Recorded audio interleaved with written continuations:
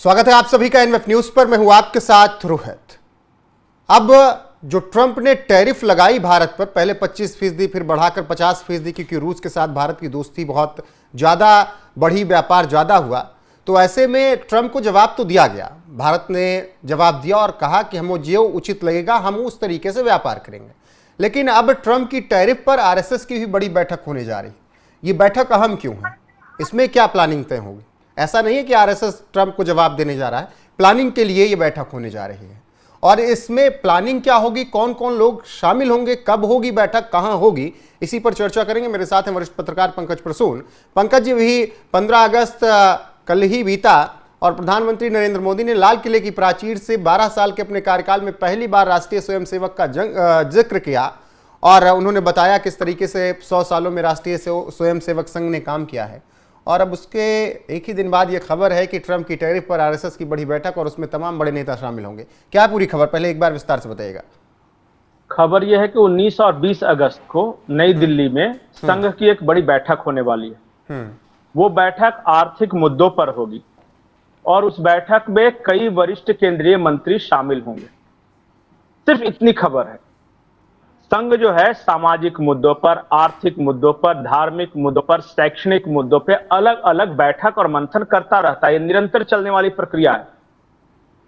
अब इसे ये नहीं कह सकते कि ट्रंप के टैरिफ के कारण ये बैठक हो रही है। आर्थिक मुद्दों पर जो बैठक हो रही है उसमें क्या होता है कि जितने आर्थिक जानकार हैं देश में, संघ के स्वयंसेवकों के साथ बैठते हैं, उनको गाइडेंस करते हैं और उस मंथन में अगर सरकार का कोई व्यक्ति जो कि स्वयंसेवक हो वो शामिल होना चाहता है तो आके उसमें शरीक हो सकता है। ये है खबर सिर्फ। अब लोग ये कह रहे हैं कि भाई टैरिफ के कारण बैठक हो रहा है। टैरिफ के कारण बैठक नहीं हो रही है। आर्थिक मुद्दों पर संघ की हमेशा तो आर्थिक मुद्दों पर अगर होगी तो चर्चा इस वक्त सबसे ज्यादा टैरिफ की होगी, क्योंकि सबसे ज्यादा आर्थिक प्रभाव तो टैरिफ के खेल से भी पड़ेगा ना भारत पर। नहीं, ये स्वाभाविक है कि जब ये बात होगी और आर्थिक स्थिति पे चर्चा होगी देश की, दुनिया की, तो उसमें ट्रंप द्वारा लगाए गए टैरिफ और फिर टैरिफ को फॉरेन पॉलिसी के टूल के रूप में इस्तेमाल करने पर चर्चा निश्चित तौर पे होगी। ये इसमें बहुत सारे केंद्रीय मंत्री इसलिए शामिल हो रहे हैं कि वो देख रहे हैं कि संघ क्या सोचता है या फिर वो स्वयंसेवक रहे हैं। वो एक गाइडेंस, एक आइडिया लेते रहते हैं। जो सबसे महत्वपूर्ण बात यह है कि जब से संघ की स्थापना हुई है इसमें स्वदेशी एक कोर एलिमेंट है संघ में। उसके नाम बदल बदल के आप जिस तरह से उसे आत्मनिर्भर भारत या मेक इन इंडिया, वो नाम कुछ भी दे सकते हैं, लेकिन अंत में तो स्वदेशी ही भाव, तो स्वदेशी है। शुरू से संघ का यह मानना रहा है कि हम अपने आप को इतना सबल करें कि दुनिया पर हमारा डिपेंडेंस जो है वो कम होता रहे। स्वदेशी अपनाओ, स्वदेशी कल यही बात प्रधानमंत्री ने भी कहा। कल यही बात प्रधानमंत्री ने भी कहा कि हम सक्षम हैं, हम दुनिया पर निर्भर नहीं हैं और दुनिया को हमारे साथ चलना होगा, तभी हम चल रहे हैं। देखिए, किसी का दबाव काम नहीं आएगा।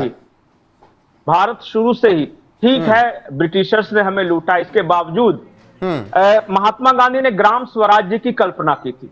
ग्राम स्वराज मतलब कि हर ग्राम अपने आप में आर्थिक रूप से इतना सबल हो कि बहुत ज्यादा दूसरों पे आश्रित रहने की जरूरत नहीं हो। ग्राम जब अपने आप में स्वतंत्र होंगे, आर्थिक यूनिट होंगे, तो फिर बहुत सारे ग्रामों को मिलाकर एक पंचायत होगा, वो अपने आप में स्वतंत्र आर्थिक यूनिट होगा, फिर शहर होंगे। मैं ये नहीं कह रहा कि दुनिया से हमें कट ऑफ होके रहना है, एकदम बिल्कुल कट जाना। दुनिया का दबाव नहीं झेलना ना, ये तो प्रधानमंत्री ने कहा। एग्जैक्टली हमें जैसे कि 80% हमारी जो जरूरत की चीजें हैं वो हम ही कर ले और 20% में दुनिया से व्यापार वो सारा कुछ चलता रहे। आज जो है, जो हमारी रूरल इकोनॉमी जिसे आप बोलते हैं, एग्रीकल्चर सिर्फ नहीं, जब आप एग्रीकल्चर की बात करेंगे तो एग्रीकल्चर और एलाइड एक्टिविटीज का 18% योगदान है हमारे जीडीपी में। लेकिन एग्रीकल्चर के परे जो रूरल इकोनॉमी है हमारा, उसका योगदान आज भी 40% के आसपास है। आप जितना ये तिकड़म मंदी और आर्थिक मंदी, टैरिफ, वो सब कर रहे हैं ना, जितना आप चिंता व्यक्त करते हैं वो सिर्फ 20% के लिए है। जब भी देखेंगे कि दुनिया में आर्थिक मंदी आई तो भारत सरवाइव कर जाता है। क्योंकि हमारा दो तरह का इकोनॉमी है, अर्बन इकोनॉमी या रूरल इकोनॉमी। रूरल इकोनॉमी जो है हमारा शॉक एब्जॉर्बर है। गाड़ी में शॉकर देखा है ना जी। जब झटके लगते हैं तो वो जो शॉक एब्जॉर्ब करता है वो हमारी ग्रामीण अर्थव्यवस्था है।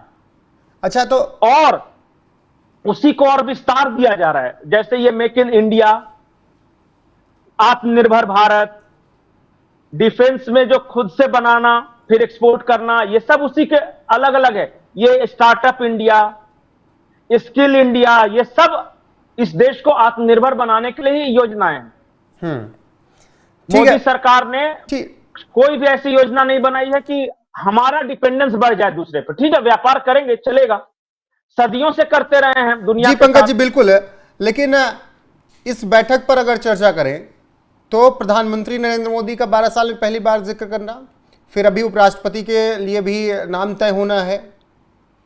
क्या इन सब बैठक में ये सब पे ज़्यादा चर्चा होगी कि क्या, कि संघ के बैकग्राउंड से उपराष्ट्रपति होंगे? और क्या जो 2024 में जेपी नड्डा के उस एक बयान को बाद जो थोड़ा दूरियां बढ़ी थी, वो सब खाइयां कम करने के लिए प्रधानमंत्री ने लाल किले से ये बात कही क्या? नहीं, संघ ऐसे काम ही नहीं करता कि कल को उपराष्ट्रपति बनाना है तो आज बीजेपी के साथ बैठक करेगा। ऐसा वहां इंस्टेंट नहीं, वो पॉलिटिकल पार्टी नहीं। अगर मांगा जाएगा विचार तो वो देगा, नहीं मांगा जाएगा तो इसमें बहुत ज्यादा इंटरेस्टेड संघ नहीं है। मैं नहीं, दो चीजें है ना, राष्ट्रीय अध्यक्ष और उपराष्ट्रपति का पद। ठीक है ना, हो गया दोनों, जो डिस्कशन होना था हो चुका है। 3-4 दौर की बातचीत अरुण जी और राजनाथ सिंह के यहाँ हुई, फिर उन्होंने संघ ने ये अंत में फैसला किया कि मोहन राव भागवत जी और नरेंद्र मोदी जी इस पे फैसला करेंगे।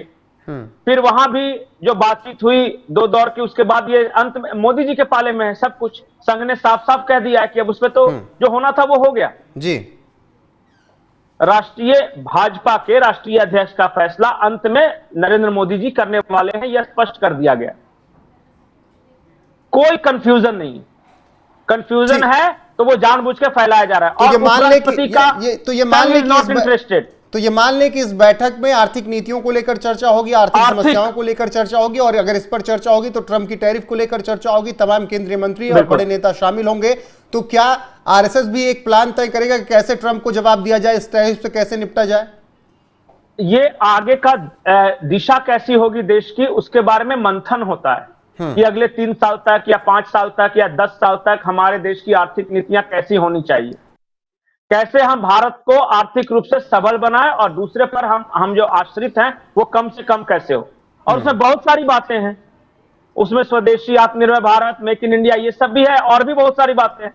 अभी नरेंद्र मोदी जी ने लाल किले की प्राचीर से एक बात कही जिसे किसी ने गौर नहीं किया।